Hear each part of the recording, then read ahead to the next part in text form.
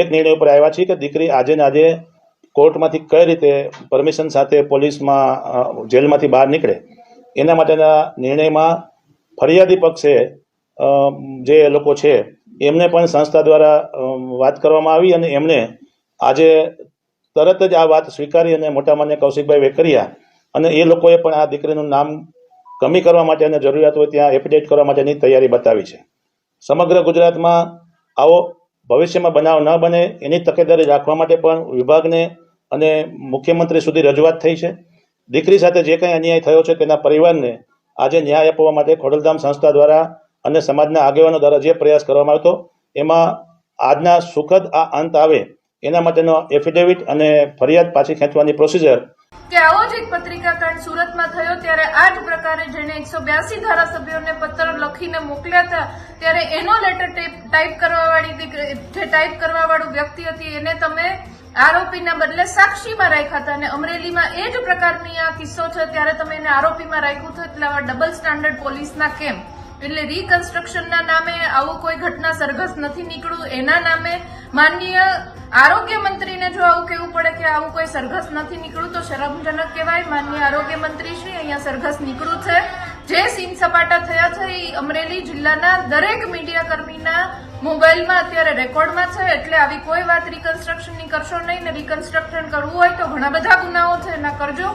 અત્યારે હું પરિવાર સાથે છું અને જ્યાં સુધી આ દીકરીને આ ઘરમાં એને ઇજ્જતભેર અને જેને સરઘસ કાઢવાને જે કહીને નામે રિકન્સ્ટ્રક્શનના નામે સરઘસ કાઢે છે પણ ખરા અર્થમાં સરઘસ કાઢીને એના ઘર સુધી પહોંચાડવાની જવાબદારી લીધી છે એ પરિવાર સાથે હું બેઠી છું. દીકરીના પપ્પા છે, દીકરીના મમ્મી છે સરોજબેન, અને જ્યાં સુધી એમને તમારા માધ્યમથી પણ વચન આપું છું અને જ્યાં સુધી એમની દીકરી એમના હાથમાં નહીં આપું ત્યાં સુધી હું દીકરી બનીને આ પરિવાર પાસે રહેવાની છું. આ મીડિયાના આના માધ્યમથી આપને પણ વિનંતી કરું છું કે આ પરિવારને જ્યાં સુધી દીકરી ન આવે ત્યાં સુધી સધિયારો આપવા માટે આપ આવવા માંગતા હોય તો ચોક્કસથી આવશો. એમનું મનોબળ મજબૂત થશે અને હું પણ એમની સાથે જ્યાં સુધી દીકરી નહીં આવે ત્યાં સુધી અવિરતપણે એમના સાથે રહીશ. નમસ્કાર દોસ્તો, હું ગોપાલ ઇટાલિયા.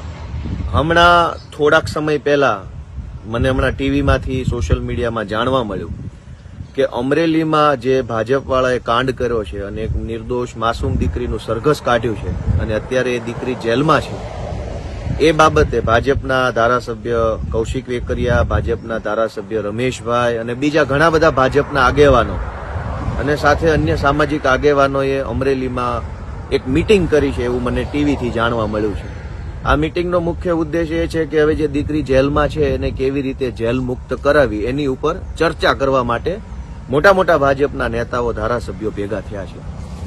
મારી એ બધા જે ભેગા થયેલા ધારાસભ્યો છે, ભાજપના નેતાઓ, એને વિનંતી છે કે આ ગુજરાતમાં ભાજપના રાજમાં તોડબાજોને જામીન મળી જાય છે, બળાત્કારીઓને જામીન મળી જાય છે, ડ્રગ્સ માફિયાને જામીન મળી જાય છે, બુટલેગરોને જામીન મળી જાય છે, ગૌચર માફિયાને જામીન મળી જાય છે, તો એક નિર્દોષ દીકરીને જામીન મળવાના જ છે.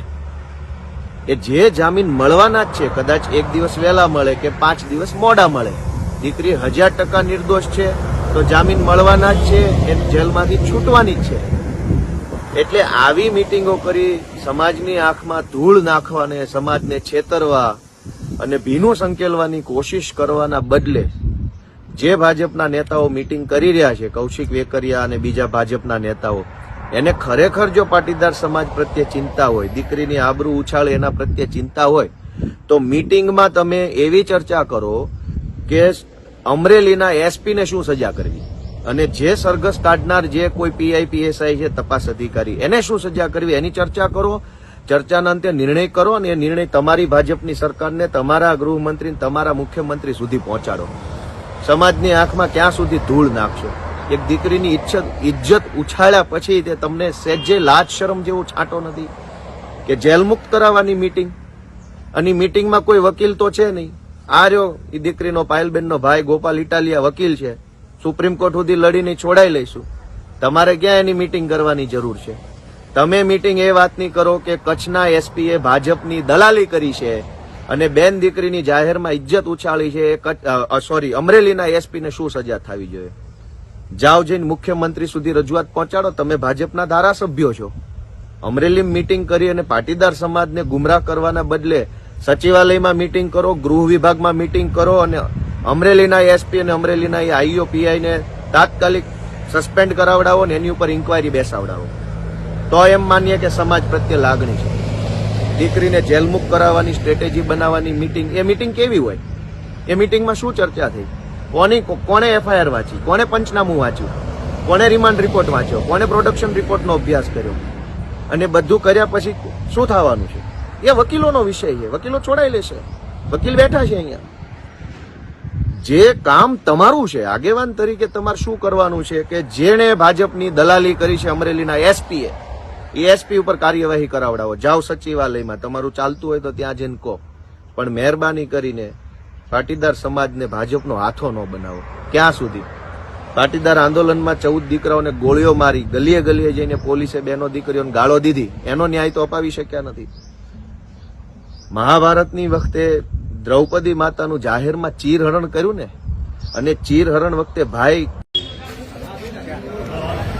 તાજેતરની અંદર અમરેલી મુકામે એક ભારતની નારી, જે મહિલા, એમની ઉપર ખોટી રીતે ભારતીય જનતા પાર્ટીના અંદરો અંદરના ઝઘડાથી એમના ઝઘડાનો ભોગ એક મહિલાને જ્યારે બનાવવામાં આવી છે, ત્યારે આ મહિલાને, અમરેલીની દીકરીને ન્યાય મળે એ માટે અને ગેરકાયદેસર રીતે રાત્રે એમના ઘરેથી ઉઠાવી જઈ ખોટી રીતે ધરપકડ કરી અને અમરેલીની બજારમાં જે સરઘસ કાઢી નારી શક્તિનું જે આ સરકારે અપમાન કર્યું છે, ત્યારે તેના વિરોધમાં અમો વિસાવદર તાલુકામાં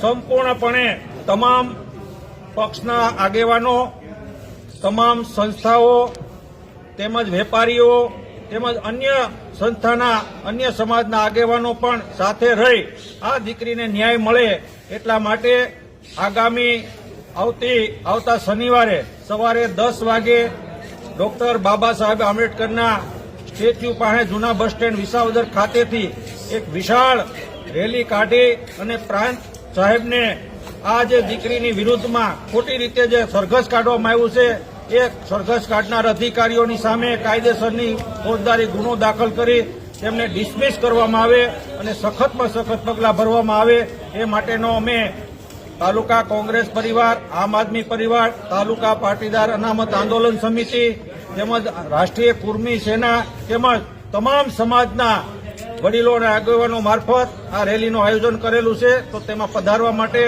તમામ આ તાલુકાના તેમજ આજુબાજુ તાલુકાના તમામ લોકોને મોટી સંખ્યામાં પધારી આ દીકરીને ન્યાય મળે એ માટે ઉપસ્થિત રહેવા હું આપ સૌને વિનંતી કરું છું. ફરી વખત વિસાવદર મુકામે તારીખ 4/1/2025 શનિવાર સવારના 10 વાગે જૂના બસ સ્ટેન્ડ ચોક સરદાર ડોક્ટર બાબા સાહેબ આંબેડકરના સ્ટેચ્યુ પાસે આપ સૌ સાથે મળી અને રેલી કાઢી અને આ દીકરીને ન્યાય મળે એ માટે આપણે સૌ સાથે મળીને પ્રયત્નો કરશું. જય સરદાર, જય શિવાજી. હું આંતરરાષ્ટ્રીય કુર્મી સેનામાં સૌરાષ્ટ્ર ઝોન મંત્રી નરેન્દ્ર પટેલ. આજે મારે તમારી સાથે વાત એ કરવાની છે કે અમરેલીમાં જે ઘટના બની છે એ બહુ દુઃખદ ઘટના છે. મેં મારી લાઈફમાં ક્યારેય વિડીયો બનાવ્યો નથી. ફર્સ્ટ ટાઈમ આ વિડીયો બનાવું છું. મને અંદરથી દુઃખ થયું એટલે હું વિડીયો બનાવું છું. કારણ કે મારા સમાજની દીકરી ઉપર આવો અત્યાચાર થાય એ હું ક્યારેય સહન ન કરું. ને જે દીકરીનું જે રાત્રિના ટાઈમમાં જે એનું ધરપકડ કરવામાં આવી એ કેટલું યોગ્ય છે? કોઈ પણ લેડીઝના, આપણા સંવિધાનમાં એવો કાયદો છે કે કોઈ પણ લેડીઝનું રાત્રે ધરપકડ ના કરી શકો, ને અમુક જે કેસમાં ધરપકડ કરવામાં આવે તો એને મેજિસ્ટ્રેટ સમક્ષ રજૂ કરવામાં આવે છે. આણે આ દીકરીએ એવું બધો કોઈ ગુનો કર્યો નથી તો શેની ધરપકડ તમે કરો છો ને એનું સરઘસ કાઢો છો? કેટલું યોગ્ય છે? હું તો બધા સમાજની દીકરીઓને કહું, બધા સમાજને કહું છું કે બધા સમાજની દીકરીઓ સાથે આવું થઈ શકે છે. જાગો તો જે તંત્ર સામે તમે કાર્યવાહી કરી શકશો. બાકી આ ઘોર નિંદ્રામાં બેઠું છે, એની સામે તમે અવાજ નહીં ઉઠાવો તો એ બોલી શકશે જ નહીં. તમારો અવાજ સાંભળવા તૈયાર નથી. બસ આટલું જ. જય સરદાર, જય શિવાજી. થોડાક દિવસ ઉપર અમરેલીની અંદર એક દુઃખદ ઘટના બને કે પાટીદાર સમાજની દીકરીનું જાહેરમાં આ ગુજરાત પોલીસ દ્વારા સરઘસ કાઢવામાં આવે. એ દીકરી કે જે આ ભાજપના અંદરોની અંદરો ડખામાં જે પત્રકાંડ થયો, એ પત્રકાંડ જેના થ્રુ થયો ત્યાંના તે દીકરી નોકરી કરતી હતી. શું તે દીકરીનો એટલો જ વાંક હતો કે તેને જે તેના શેઠે કીધું તે તેને ફોલો કર્યું?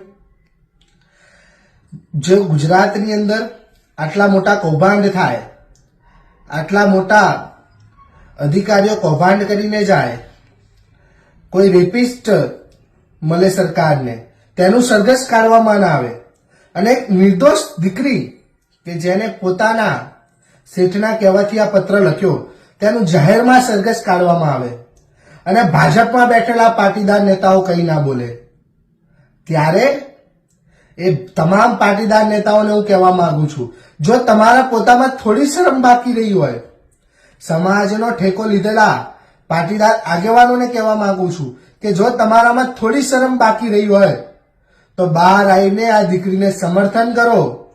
ગુજરાત સરકારે આ માફી માંગવી પડશે.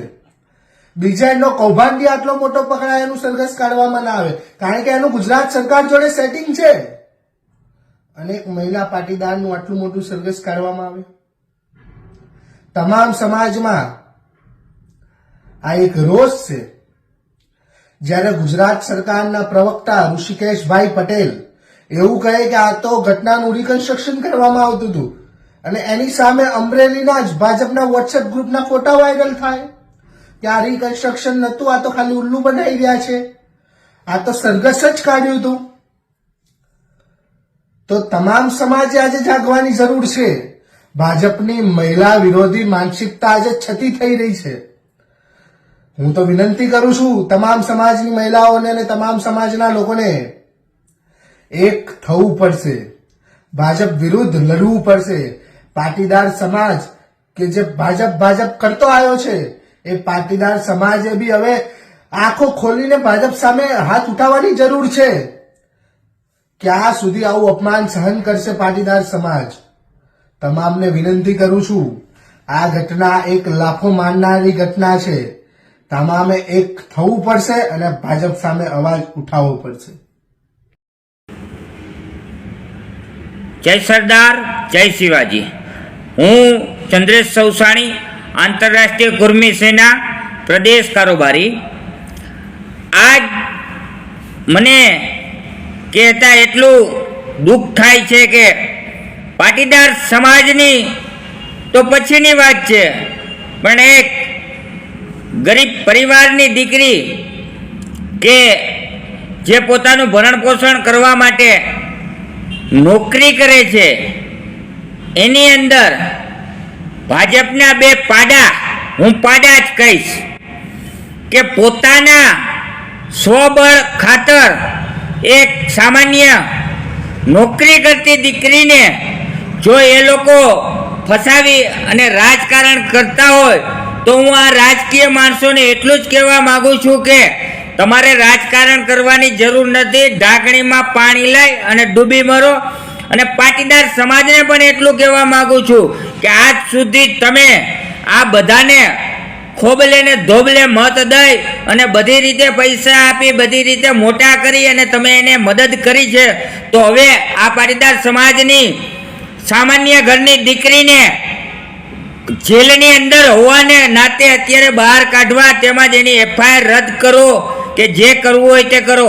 અને બીજા નંબરની અંદર રાતે 12 વાગે અને 6 મિનિટે જો દીકરીને અરેસ્ટ કરતા હોય તો બધા સમાજ જાગો કે જે દીકરીને 12 વાગ્યા પછી નહીં પણ સાંજના 6 વાગ્યા પછી દી આથમી ગયા પછી અરેસ્ટ ન કરાય. તો સર્વે સમાજને તથા પાટીદાર સમાજને પણ હું કહેવા માંગુ છું કે આ સમાજની આ દીકરીની વારે આવો અને આ દીકરીને મદદ કરો. જય સરદાર, જય શિવાજી.